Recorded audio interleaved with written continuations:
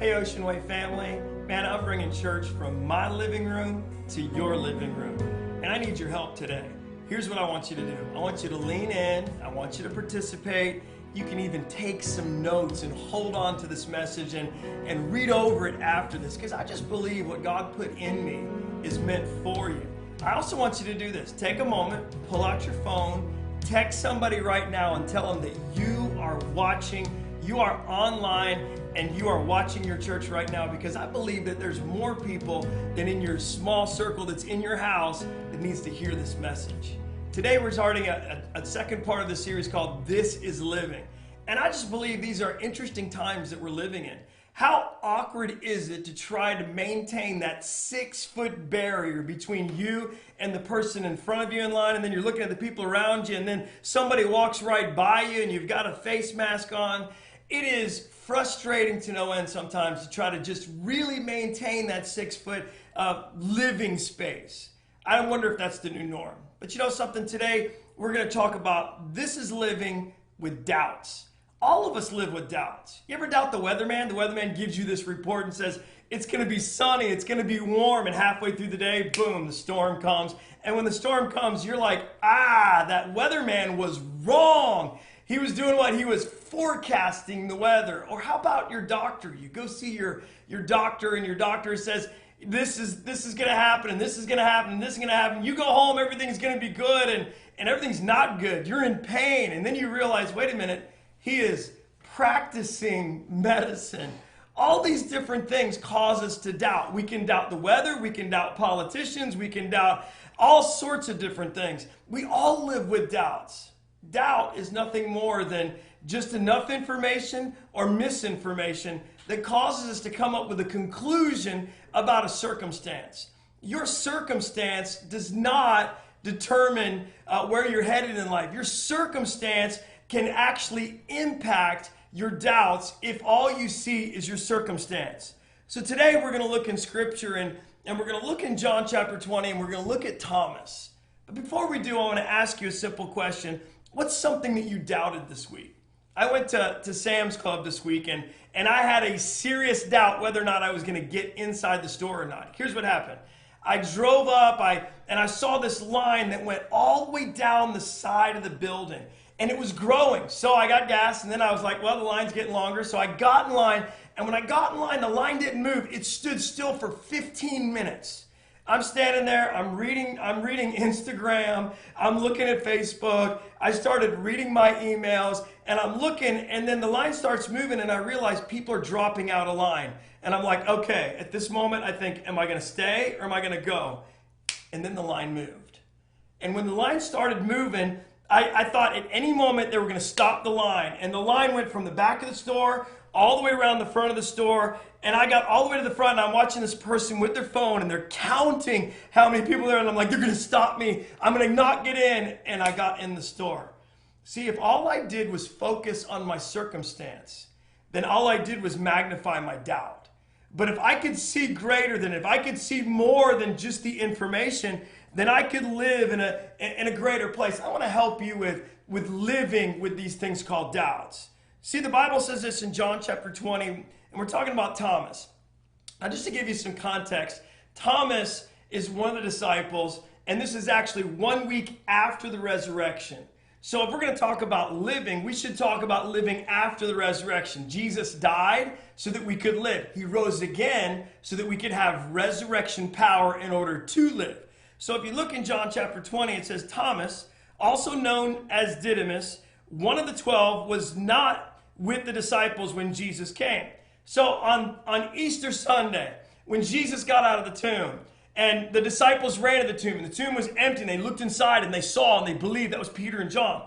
And then they left, and they went back to room, and Mary was there, and Jesus reveals himself to Mary, and she says to the disciples, I have seen the Lord. And they said, yeah, we believe. That night, they were locked in a room. And when they were locked in a room, boom, Jesus shows up in the midst of it, reveals himself to them, and they believe. They turn around, and they tell Thomas, we saw the Lord. But Thomas wasn't there.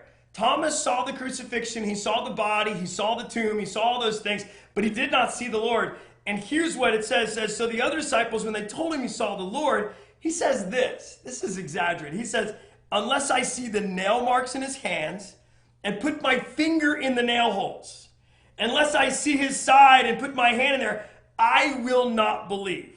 So a week later, his disciples were in the house again, and Thomas was with them this time. Though the doors were locked, Jesus came and he stood among them and he said, peace be with you. Then he said to Thomas, he walks right up to Thomas and he says, put your finger here. See my hands. Reach out your hand and put it in my side. Stop doubting and believe. Thomas said to him, my Lord and my God. Then Jesus told him, because you have seen me, you have believed. Blessed are those who have not seen me, yet they still believe. See, when we look at the story, we realize that the doors were locked. And when the doors were locked, that means there was still fear that was still gripping their hearts. They didn't know who was going to come in that door. And when they were gathering together, Jesus walks in. He reveals himself. He doesn't just reveal himself. He walks right up to Thomas. Thomas had doubts. See, the word doubt means to be uncertain. It's a lack of confidence in. It's an inclination not to believe or accept. It's an opinion that often interferes with the decision making. See, information, if all we have is all the information in the world, but we don't have the revelation, then sometimes that can lead to doubt. Doubt is a possibility when all we have is information, because once we see it for ourselves, that's when we believe. See, the resurrection is not the end. It's the beginning. The resurrection was the moment that power came into this world so that we could live every single day. Think of it this way. Right now, during this pandemic, during all these things that we're watching, it's resurrection power that lives inside of us, that enables us to live in this world. Jesus came to do what? To give us life, and life more abundantly. So if he came to give us life, he came to live inside of us. So resurrected Jesus came so that we could honestly live. But before he left this world, he said this. He said, I must go. And in order to me to go, I'm going to send another. It's the allos parakletos. It's another one just like me. I'm going to send the Holy Spirit, and he's going to give you the power to live. He's going to put power in your life, and you are going to continue to move forward. And when we look at Thomas, Thomas is a lot like us. See, because the struggle that Thomas had was this. His wrong thinking led to wrong living. So you're wrong thinking sometimes. You ever been wrong before? I have. Sometimes we have people in our own houses that say, hey, I was right. You ever been right all the time? Nobody has. Go ahead and laugh. Drop that in the chat below. Put a smile face in there. If you've always, let's do it this way.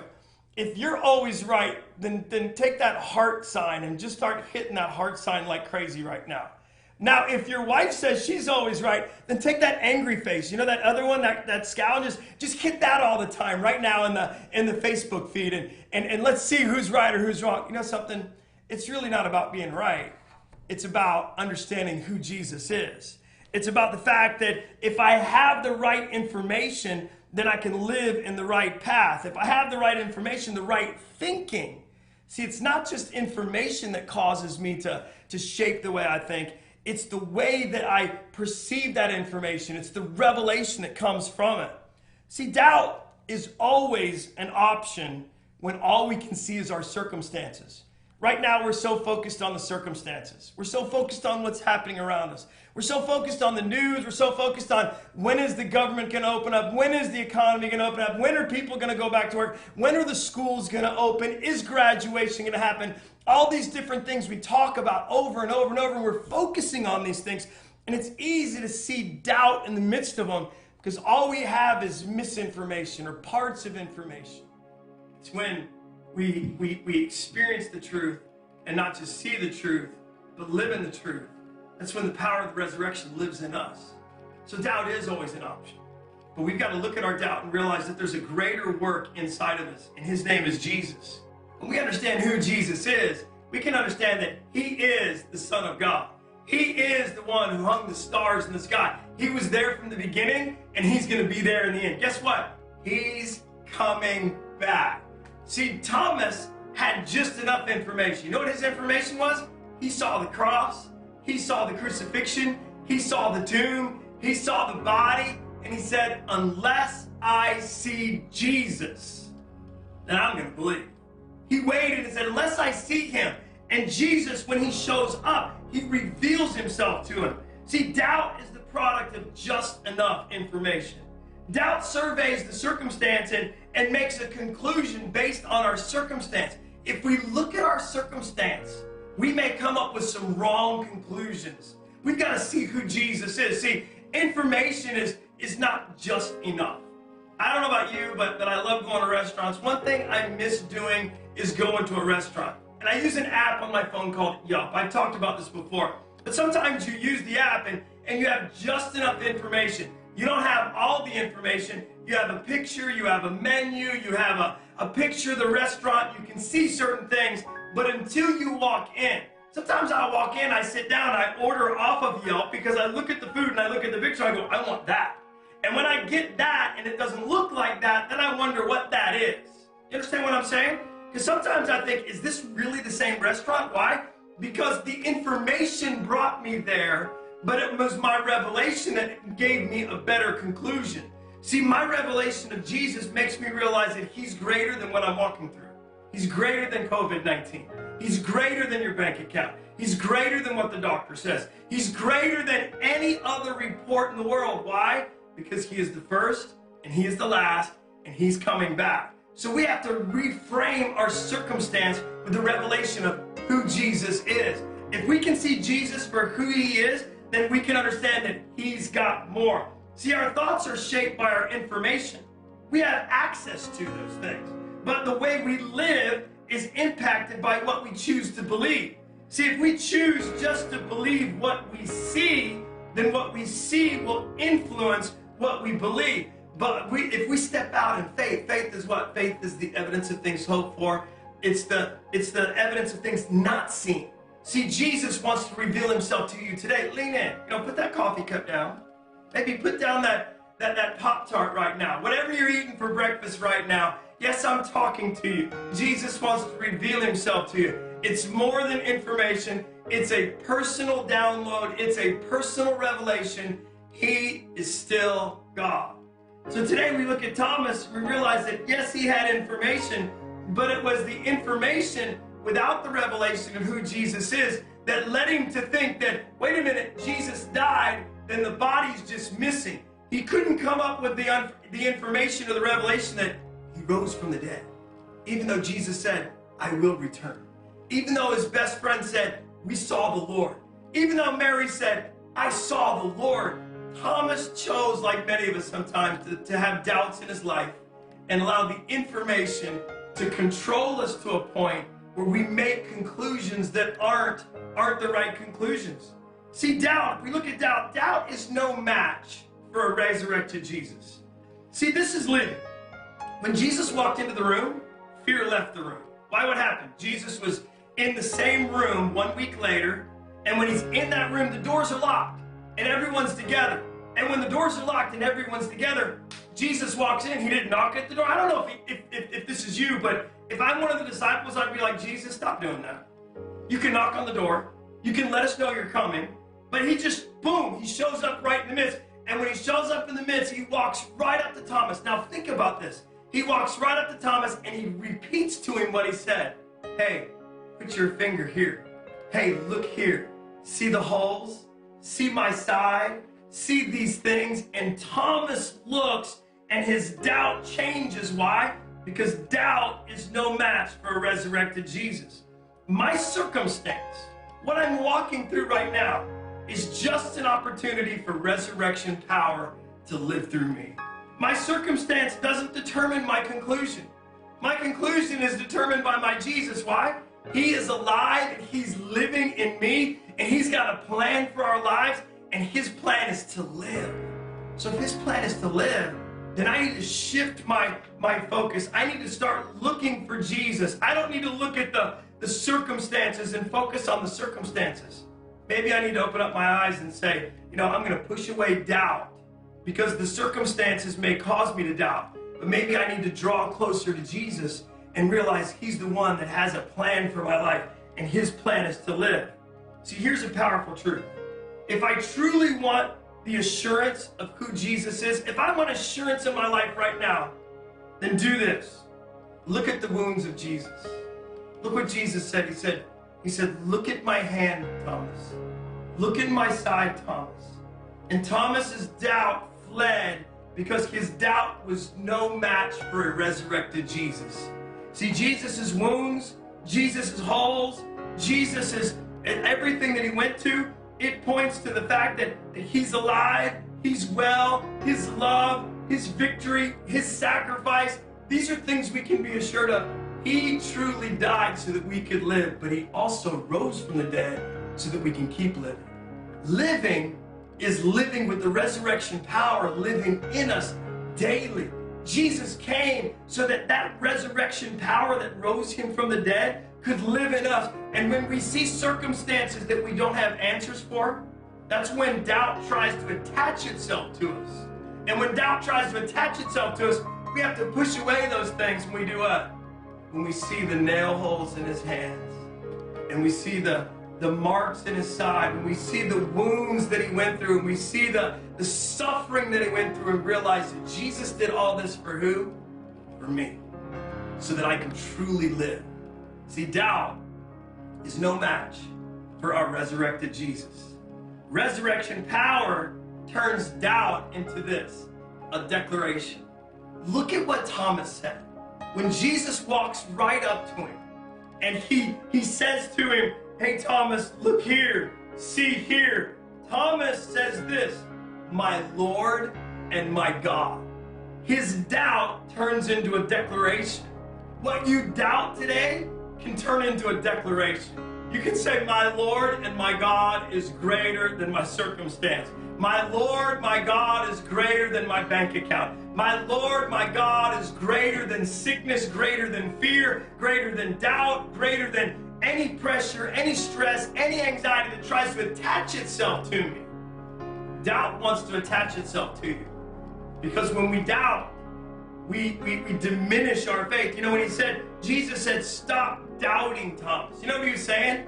He was saying, stop having unbelief. Stop having no faith. Start believing, because when we believe, that's when we truly live. See, Jesus rose from the dead so that resurrection power could live inside of us. Thomas, if you look at Thomas's life, Thomas could have walked away from those that said, I saw the Lord. But Thomas did this. Lean in, hear this. You need to see this. Thomas chose to live close to those that believed. Thomas surrounded himself, and he was still in the same room with the disciples that saw the Lord. They saw the Lord, and he didn't believe. He was still close to them. You may be in your living room right now, and you may have popped into this feed right now, and you may not believe. And you may be asking this simple question, hey, Jesus, if you'd show yourself to me, I would believe. Can I tell you something? He's allowing you to see me so that you can believe. The very fact that you're still on this feed and you're listening to my voice is proof enough that Jesus wants to reveal himself to you. The reason why he wants to reveal himself to you is because he wants you to live. Living is living in Jesus. It's living with faith that he has got so much more for our hearts and our lives. There is a reason why you haven't stopped watching. There's a reason why you haven't clicked on to something else. And that reason is because he's got more for you. Maybe you just need to put down that coffee cup and realize that Jesus has got more for you today. This is living. And today, I just believe that Jesus wants to reveal himself to you. And when he reveals himself to you, that's when you can declare like Thomas, my Lord and my God. He wasn't just saying, Jesus, you're the Messiah. He was saying that you are the ruler of my life. And not just the ruler of my life, you are an awesome God. His doubt turned into holy wonder in a moment when he saw Jesus for who he was. So I want to encourage you today. Close your eyes. Take a moment right now. You may be in your living room. You may be at your workplace. You may be sitting watching this on your phone. Close your eyes for a second. Take a deep breath and say this. Today, I believe. All doubt and all fear will run the moment that you believe. Because believing is the moment that we start living. And when we choose to believe, That's when Jesus comes. And that's when resurrection power comes. And that's what living is all about. See, I want to pray with you, because I believe that some of us are not living up to our greatest potential. It's because we're holding on to doubt. We're holding on to things we're trying to figure out rather than release those things and say, Jesus, my Lord and my God, today I'm going to serve you. Today I'm going to give my life to you. Maybe you're far away from him. And today's your day to make a declaration to draw close. It's very simple. It's a prayer, and it sounds like this. Pray this prayer in your heart. Say, Jesus, today I know that I need you. I know that I have doubts in my life. But today, Jesus, I choose to live. Today, Jesus, I choose you. Today, Jesus, I simply believe. And in this moment, everything changes.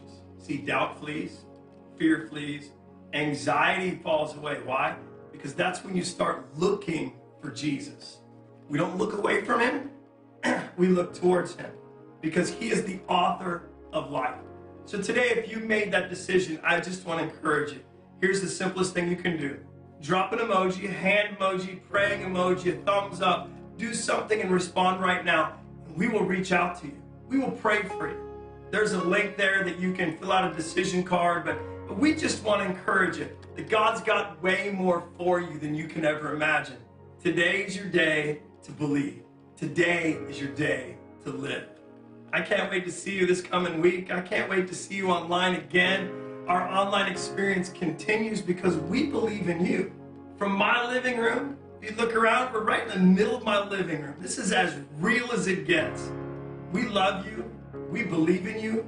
We are for you. And we know that God's got greater. And it's his name is Jesus. So today, join us. Join us in the journey. Fill out that decision card and join us. We love you. Can't wait to